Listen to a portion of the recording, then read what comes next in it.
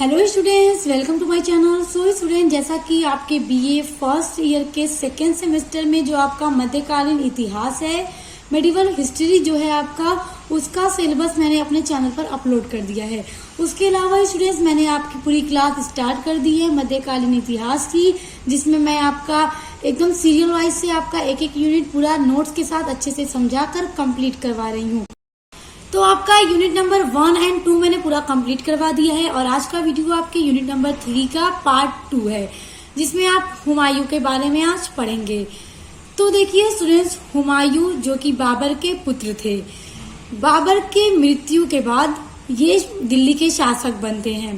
तो देखिए 1530 में, जैसा कि मैंने आपको पिछली वीडियो में पढ़ाया था कि 1530 में बाबर की मृत्यु हो जाती है और बाबर हुमायूं को अपना उत्तराधिकारी चुनते हैं।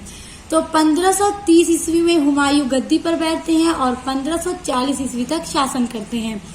उसके बाद फिर स्टूडेंट्स क्या होता है कि इनसे इनका शासन छीन लिया जाता है, यानी शेर खान जीत जाता है एक जंग में, तो इस वजह से इनको यहाँ से जाना पड़ता है और ये दोबारा एक युद्ध करके 1555 ईस्वी से 1556 ईस्वी तक दोबारा दिल्ली पर अधिकार करके शासन करते हैं।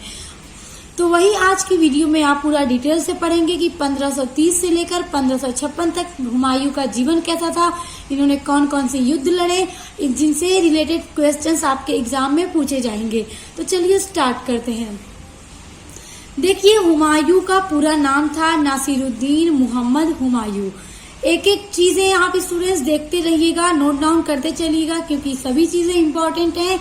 एग्जाम में पूछ दिया जाता है किसी भी बड़े कंपटीशन में कि हुमायूं का पूरा नाम क्या था या हुमायूं का वास्तविक नाम क्या था, तो नासिरुद्दीन मोहम्मद हुमायूं। हुमायूं के पिता बाबर थे तथा माता का नाम माहम बेगम था। इनका जन्म 6 मार्च 1508 ईस्वी को काबुल में हुआ था। तो देखिए स्टूडेंट्स, हुमायूं के कुल 3 भाई थे और हुमायूं को लेकर पूरे 4 भाई थे। हुमायूं जिसमें सबसे बड़े थे और इनकी एक ही बहन थी। अब देखिए, जो हुमायूं के भाई थे उनमें एक था कामरान जो कि गुलरूख बेगम का बेटा था। यानी बाबर ने कई शादियां की थी, तो बाप सबके एक थे, पिता सबके एक थे, माँ अलग अलग थी। तो कामरान की जो माँ थी वो गुलरूख बेगम थी। उसके बाद अस्करी की माँ भी गुलरूख बेगम थी, यानी ये दोनों एक ही माँ के बेटे थे। उसके बाद उनका एक और भाई हिंदाल था। हिंदाल दिलदार बेगम का पुत्र था। उसके बाद देखिए गुलबदन बानो जो कि हुमायूं की बहन थी, और जो हुमायूं नामा है जिसमें हुमायूं की पूरी जीवनी लिखी गई है, तो हुमायूं की बहन गुलबदन बानो ने ही लिखा था। अब स्टूडेंट्स देखिए, बाबर ने जैसा कि हुमायूं को अपना उत्तराधिकारी चुना था, तो बाबर की मृत्यु के बाद हुमायूं ही शासक बनते हैं, दिल्ली पर अधिकार करते हैं, शासन करते हैं। तो हुमायूं से मतलब बाबर उनके पिता मरते टाइम ये कह गए थे कि भाइयों में मतलब बंटवारा कर देना जो भी साम्राज्य है, ताकि किसी में झगड़ा ना हो आगे चल करके। तो हुमायूं ने बंटवारा कर दिया। जैसे देखिए, उनका जो भाई कामरान था उसको उन्होंने काबुल और कंधार दे दिया। उसके बाद असगरी को संभल राज्य दे दिया और कहा कि तुम वहां पर जाकर शासन करो, और हिंदाल को वो मेवात दे देते हैं कि तुम वहां पर जाकर शासन करो। इस तरह से वो सबको दे देते हैं और दिल्ली और आगरा पर हुमायूं शासन करते हैं। अब स्टूडेंट्स देखिए, जब हुमायूं सिंहासन पर बैठते हैं तो उन्हें बहुत सारी कठिनाइयों का भी सामना करना पड़ता है, जिनमें से जो उनकी सबसे बड़ी कठिनाई थी, सबसे बड़ी चुनौती थी उनके सिंहासन पर बैठते जब वो शासक बने, तो पहली चुनौती ये थी कि साम्राज्य का विभाजन करना पड़ा। जैसा मैंने अभी आपको बताया कि उन्होंने अपने भाइयों में साम्राज्य को बांट दिया कि तुम वहां पे शासन करो, तुम वहां पर शासन करो। तो इस तरह से क्या है कि अगर किसी भी बड़े साम्राज्य का विभाजन कर दिया जाए, उसे बंटवारा कर दिया जाए, तो मजबूत से मजबूत साम्राज्य भी कमजोर हो जाता है। तो हुमायूं के सामने सबसे बड़ी चुनौती ये थी जब वो सिंहासन पर बैठे। और दूसरी चुनौती उनके सामने ये थी कि हुमायूं के दुश्मन, जैसा कि गुजरात का शासक बहादुर शाह जो हुमायूं का बहुत बड़ा शत्रु था। उसके अलावा पूर्वी भारत में शेरशाह था जो कि वो भी हुमायूं का बहुत बड़ा दुश्मन था, और इन दोनों का मकसद यही था कि हुमायूं को यहाँ से हटा करके दिल्ली और आगरा पर अधिकार करना था। इसलिए ये सभी हुमायूं के दुश्मन थे। और स्टूडेंट्स एक और बात सुनिए, जब हुमायूं सिंहासन पर बैठते हैं तब मात्र उनकी उम्र सिर्फ 23 साल की थी। उसके बाद अब आ जाइए हुमायूं द्वारा लड़े गए युद्ध। हुमायूं ने अपने जीवन में जब वो शासक बने तो उन्होंने बहुत सारे युद्ध भी लड़े, जिसमें पहला था कालिंजर का युद्ध। जैसा कि वो कालिंजर के किले पर आक्रमण करते हैं और देखिए हुमायूं ने सर्वप्रथम 1531 ईस्वी में कालिंजर पर आक्रमण कर दिया।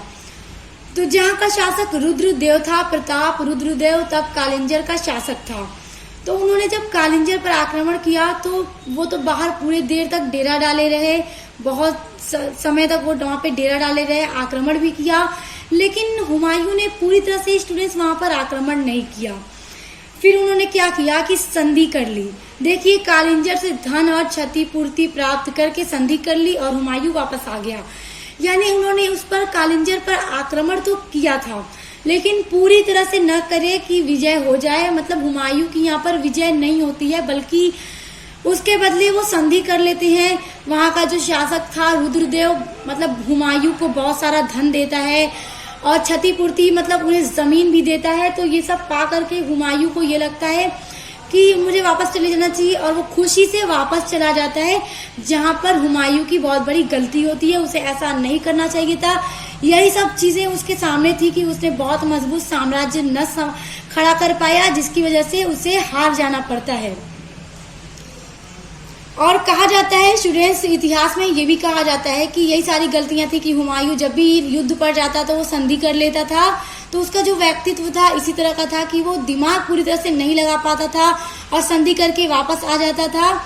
यही सब कारण था, उसकी कमजोरी थी, जिसकी वजह से वो क्या है कि बाबर द्वारा जो मुगल साम्राज्य की स्थापना की गई थी उसको पूरी तरह से सुदृढ़ नहीं बना पाता है। क्योंकि जब बाबर ने इसकी स्थापना की तो उसी के कुछ समय बाद बाबर की मृत्यु हो जाती है। तो बाबर ने खुद मजबूत नहीं बना पाया था, बस उन्होंने नींव डाल दी थी। लेकिन फिर हुमायूं भी अपनी गलतियों के कारण इसे हार जाते हैं।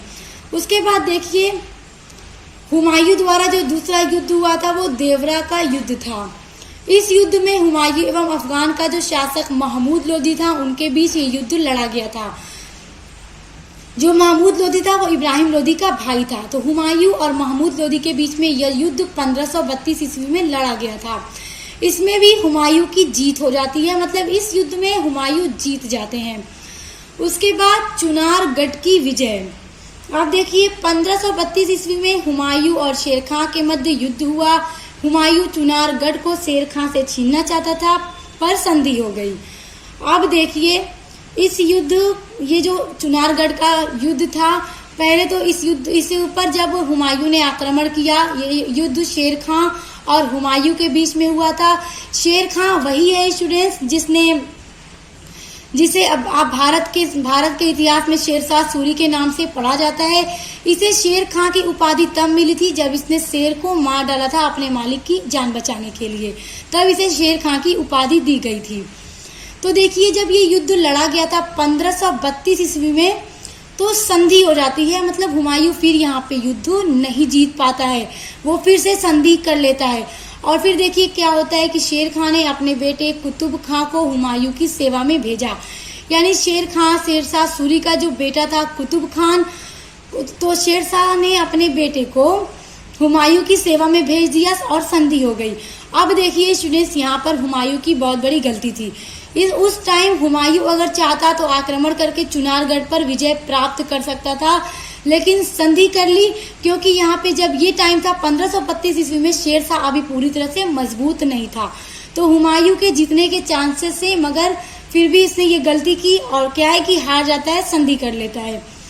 उसके बाद देखिए 1538 ईस्वी में हुमायूं ने चुनारगढ़ के किले पर अधिकार कर लिया। यानी कि फिर दोबारा से हुमायूं इस पर आक्रमण करते हैं और 1538 ईस्वी में चुनारगढ़ को वो जीत लेते हैं, चुनारगढ़ के किले पर अधिकार जमा लेते हैं। और चुनार से आगे बढ़ते हुए बंगाल पर भी हुमायूं ने अधिकार कर लिया। उसके बाद देखिए हुमायूं और बहादुर शाह के मध्य युद्ध। बहादुर शाह जो था वो गुजरात का शासक था। तो बहादुर शाह का भी मकसद यही था कि हुमायूं को दिल्ली और आगरा से हटा करके दिल्ली और आगरा पर अधिकार जमाना था। तो जब हुमायूं और बहादुर शाह के मध्य युद्ध हुआ तो वो 1535 से 36 ईस्वी के बीच में हुआ था। बहादुर शाह गुजरात का शासक था, वह दिल्ली का साम्राज्य प्राप्त करना चाहता था। बहादुर शाह ने 1534 ईस्वी में चित्तौड़ पर आक्रमण किया। देखिए, बहादुर शाह ने 1534 ईस्वी में चित्तौड़ पर आक्रमण किया था और उसे अपने अधीन कर लेता है, यानी उस पर विजय प्राप्त कर लेता है। हुमायूं और बहादुर शाह में भी संघर्ष होता है। जैसा कि हुमायूं और बहादुर शाह के बीच जब युद्ध लड़ा गया था तो 1535 से 1536 ईस्वी के बीच में लड़ा गया था और बहादुर शाह चित्तौड़ पर कब आक्रमण करता है? 1534 ईस्वी में। तो ये सारी डेट आप लोग देखते चलिएगा, सारी बहुत इंपॉर्टेंट हैं। तो फिर देखिए, दोनों के मध्य युद्ध हुआ जिसमें बहादुर शाह की पराजय हुई, यानी कि जब युद्ध लड़ा गया हुमायूं और बहादुर शाह के बीच में तो हुमायूं की विजय हो जाती है, हुमायूं जीत जाता है। बहादुर शाह बचते हुए पुर्तगाली द्वीप में शरण ली। अब देखिए, बहादुर शाह ने अपनी जान बचाते हुए पुर्तगाली द्वीप में शरण ली और गुजरात का बहादुर शाह शासक था। तो जब हुमायूं की जीत हुई तो उन्होंने गुजरात पर अधिकार कर लिया। अब देखिए, यहाँ पर भी हुमायूं ने क्या किया, जब उन्होंने वहां पर अधिकार कर लिया तो अधिकार करने के बाद वो वहां पे शक्ति अपनी बढ़ाते नहीं है, बल्कि उसे छोड़ करके अपनी राजधानी दिल्ली वापस चले आते हैं। यहाँ पर हुमायूं की ये भी एक गलती थी कि वो वहां पर अपनी शक्ति, अपनी सेना अगर जो बढ़ाते तो ऐसा न होता। वह दिल्ली वापस आ गए थे गुजरात पर अधिकार करने के बाद। तो अभी इसी कारण देखिए क्या हुआ कि 1 साल के अंदर पुर्तगालियों की मदद लेकर के बहादुर शाह ने गुजरात पर पुनः अधिकार कर लिया। तो अब देखिए, यहाँ पर हुमायूं की एक गलती फिर सामने आ गई कि उन्होंने जब गुजरात पर अधिकार किया था तो वहां पे उन्हें अपनी शक्ति बढ़ानी चाहिए थी, बल्कि उन्होंने ऐसा न करके सीधे अधिकार किया और वापस दिल्ली आ गए। तो इसी मौके का फायदा उठाकर बहादुर शाह ने पुर्तगालियों की मदद ली, जहां पर उसने अपनी जान बचाकर अपनी शरण ली थी। तो उन्हीं पुर्तगालियों की मदद लेकर के वो गुजरात पर पुनः अधिकार जमा लेता है और गुजरात हुमायूं के कब्जे से बाहर निकल जाता है। अब देखिए, चौसा का युद्ध 1539 ईस्वी में चौसा का जो युद्ध था हुमायूं और शेर शाह के मध्य लड़ा गया था और ये चौसा नामक स्थान पर लड़ा गया था, इसलिए इसे चौसा का युद्ध कहा जाता है। हुमायूं युद्ध क्षेत्र से भाग निकला और एक भिस्ती का सहारा लेकर किसी तरह गंगा नदी पार करके अपनी जान बचाई। देखिए, हुमायूं गंगा नदी में गिर जाते हैं, चला जाते हैं, तो अपनी जान बचाने के लिए उसमें कूद जाते हैं। कहा जाता है कि अगर एक भिस्ती ने हुमायूं की मदद नहीं की होती तो शायद हुमायूं उसी नदी में डूबकर मर जाते। उसी भिस्ती ने हुमायूं को वहां से बाहर निकाला, उनकी मदद की और नदी से बाहर निकाला, जिससे हुमायूं की जान बच गई। तो इस युद्ध में देखिए क्या होता है कि हुमायूं अपनी जान बचाकर भागते हैं, यानी इस युद्ध में शेरशाह जीत जाते हैं। उसके बाद देखिए, बिलग्राम का युद्ध जो 1540 ईस्वी में हुमायूं और शेरशाह के बीच लड़ा गया था और ये युद्ध कन्नौज नामक स्थान पर लड़ा गया था। अब देखिए, जब चौसा का युद्ध 1939 में हुमायूं हार जाता है तो उसके मन में ये रहता है कि उसे दोबारा से अपना बदला लेना है, शेरशाह से मतलब बदला लेना है, जीतना है। तो इसलिए बिलग्राम का युद्ध कन्नौज नामक एक स्थान पर लड़ा जाता है हुमायूं और शेरशाह के बीच में। हुमायूं की हार हो जाती है। देखिए, इस युद्ध में भी हुमायूं हार जाता है, बल्कि वो बदला लेने के लिए सोच रहा था कि उसे शेरशाह को हराना है, मगर शेरशाह जीत जाता है और हुमायूं हार जाता है। शेरशाह दिल्ली व आगरा पर अपना अधिकार जमा लेता है और जो दिल्ली और आगरा जिस पर हुमायूं का शासन था वो उसके हाथों से निकल जाता है। हुमायूं का शासन दिल्ली और आगरा पर खत्म हो जाता है और शेरशाह उसे जीत लेता है। तभी से शेरशाह ने शेरशाह सूरी के नाम से भारत पर अधिकार किया, भारत का शासक बना। तभी से शेरशाह को शेरशाह सूरी के नाम से जाना जाता है। और देखिए स्टूडेंट, शेरशाह का जो बचपन का नाम था वो फरीद था और उसे शेर खां की उपाधि दी गई थी जब उसने अपने मालिक की जान बचाने के लिए शेर की जान ले ली थी। और जब शेरशाह दिल्ली व आगरा पर अधिकार कर लेता है तब शेरशाह सूरी के नाम से वो भारत का शासक बन जाता है। उसके बाद देखिए, हुमायूं जब हार जाता है तो अपनी जान बचाते हुए सिंध से होते हुए वो फारस चला जाता है, यानी वह भारत छोड़ के उसे जाना पड़ता है, क्योंकि अब उसके पास भारत में रुकने का कोई भी और मौका नहीं था, कोई चारा नहीं था उसे भारत को छोड़ने के अलावा। तो 1540 ईस्वी में वो भारत छोड़कर चला जाता है, सिंध से होते हुए वह फारस चला जाता है। उसके बाद देखिए, हुमायूं का भारत से जाने के बाद कैसा जीवन था। अब देखिए जैसा कि 1540 ईस्वी में वो भारत से जाता है और 1555 ईस्वी में वापस आता है। तो 15 साल उसने अपना जीवन कैसे व्यतीत किया, तो देखिए स्टूडेंट्स, हुमायूं ने 29 अगस्त 1541 ईस्वी में हिंदाल के गुरु, हिंदाल हुमायूं का भाई था, तो हिंदाल के एक गुरु थे मीर अली अकबर, जिनकी एक बेटी थी हमीदा बानो। तो हुमायूं ने अपने बुरे वक्त में 29 अगस्त 1541 ईस्वी में हमीदा बानो से निकाह कर लिया। अब देखिए एक प्रश्न बन जाता है कि देखिए यहाँ पे ये प्रश्न बन जाता है कि हुमायूं ने अपने बुरे वक्त में किसकी बेटी से शादी की, तो गुरु मीर अली अकबर की बेटी हमीदा बानो से निकाह कर लिया था। कब किया था, जब ये भारत से जा चुके थे तब। और देखिए जब इनका निकाह हमीदा बानो से होता है तभी एक पुत्र का जन्म होता है जो अकबर रहते हैं, जो हुमायूं के बाद मतलब कि भारत के शहंशाह बनते हैं। देखिए स्टूडेंट्स, जो उनके भाई थे कामरान और अस्करी, वो हुमायूं के मतलब हुमायूं ने उन्हें मतलब दे तो दिया था राज्य कि तुम वहां जाकर शासन करो। फिर यही लोग हुमायूं के एक दुश्मन के रूप में सामने आते हैं। मतलब इन्हें हुमायूं से मतलब ये था कि हुमायूं नहीं, हम अधिकार करें हर क्षेत्र पे, तो इन्हें भी हुमायूं के ये भी एक शत्रु बन जाते हैं। तो हुमायूं के सामने ये भी एक क्या था कि एक चुनौती थी कि उसके अपने भाई उसके क्या है शत्रु हो जाते हैं। बस जो भाई उनका हिंदाल था वही हुमायूं के साथ था। तो 1545 ईस्वी में फारस की मदद से कंधार और काबुल पर कब्जा कर लिया, जिसे उन्होंने अपने बड़े भाई कामरान को, जो उनसे छोटा था, उसे दिया था राज्य करने के लिए। तो उन्होंने उस पर फारस की मदद ली 1545 ईस्वी में। तो फारस की मदद से उन्होंने कंधार और काबुल पर फिर से कब्जा कर लिया और अपने भाई अस्करी और कामरान दोनों को हरा दिया था। तो इन्हें यहाँ पर तो अपने भाइयों से छुटकारा मिल गया था। उसके बाद देखिए हुमायूं की वापसी। अपने जब यहाँ से वो जा चुके थे, भारत से जब वो जा चुके थे, तो उन्होंने यही सारी चीजें की कि अपने भाइयों को हराया और कंधार और काबुल पर कब्जा कर लिया। उसके अलावा उन्होंने मतलब हमीदा बानो से निकाह किया, तो उन्हें एक पुत्र अकबर हुआ। उसके बाद देखिए हुमायूं की वापसी होती है 1555 ईस्वी में, जब शेर शाह की मृत्यु हो जाती है। और जब शेर शाह की मृत्यु हो जाती है तो उनके द्वारा जो स्थापित किया गया साम्राज्य था वो दिन प्रतिदिन कमजोर होता चला जा रहा था। तो हुमायूं के पास ये एक अच्छा मौका था कि शेर शाह की मृत्यु के बाद शेर शाह द्वारा जो बनाया गया साम्राज्य था वो जब कमजोर हो रहा था, तो हुमायूं ने इस मौके का फायदा उठाकर फिर से भारत पर आक्रमण किया और अपने भारत पर, अपना दिल्ली और अपने आगरा पर फिर से अधिकार जमाने का पुनः प्रयास किया। तो उन्होंने देखिए क्या किया कि 1555 ईस्वी में सरहिंद युद्ध में सिकंदर सूर को हुमायूं ने पराजित करके दिल्ली का साम्राज्य पुनः प्राप्त कर लिया। क्योंकि जब शेरशाह की मृत्यु हो गई तो शेरशाह का जो साम्राज्य था वो बहुत कमजोर पड़ गया था।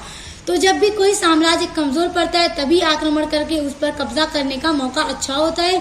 तो हुमायूं ने बस यही मौका देखा और वापस भारत आए और सरहिंद का युद्ध सिकंदर सूर और हुमायूं के बीच लड़ा गया था 1555 ईस्वी में, जिसमें हुमायूं ने सिकंदर सूर को हरा दिया और फिर से अपना साम्राज्य, दिल्ली का साम्राज्य वापस पा लिया। हुमायूं ने दिल्ली में एक मदरसा और ग्वालियर में तरासे हुए पत्थरों का भी किला बनवाया था। उसके बाद देखिए 1 जनवरी 1556 को दीनपना भवन में सीढ़ियों से गिरने से हुमायूं की मौत हो गई थी। कहीं कहीं पर 1 जनवरी 1556 देता है हुमायूं की मृत्यु के बारे में, और कहीं कहीं 24 जनवरी 1556 देता है। तो 1 जनवरी 1556 भी आप कर सकते हैं क्योंकि जनवरी में ही इनकी मृत्यु हुई थी 1556 ईस्वी में। जैसा कि 1555 पे ये दोबारा भारत पर अधिकार करते हैं और 1556 में ही बस इनकी मृत्यु हो जाती है, यानी वो 1 साल ही करीब अधिकार कर पाते हैं यहाँ पे, मतलब अपना शासन कर पाते हैं, अपने शासन को थोड़ा मजबूत बनाते हैं। उसके बाद उन्हीं के द्वारा जो बनाया गया एक पुस्तकालय था, दीनपना पुस्तकालय, जो बाद में शेर मंडल पुस्तकालय के नाम से भी प्रसिद्ध हुआ, तो उसी की सीढ़ियों से उतरते हुए गिर गए, जिससे हुमायूं की मौत हो गई थी। सो स्टूडेंट्स, देखिए आपका यूनिट नंबर 3 का जो हुमायूं का चैप्टर था वो भी पूरा कंप्लीट हो गया एंड आई होप कि आपको बहुत अच्छे से समझ में भी आ गया होगा। अब आपके यूनिट नंबर 3 में बस एक टॉपिक बच गया है शेरशाह के बारे में। तो नेक्स्ट वीडियो में हम शेरशाह के बारे में डिस्कस करेंगे। उसके बाद आपका यूनिट नंबर 3 पूरा कंप्लीट हो जाएगा। तो अपने आगे की सभी यूनिट्स को पढ़ने के लिए अपने चैनल को सब्सक्राइब करके बेल आइकन को प्रेस कर लीजिए। तो हम मिलते हैं नेक्स्ट वीडियो के साथ।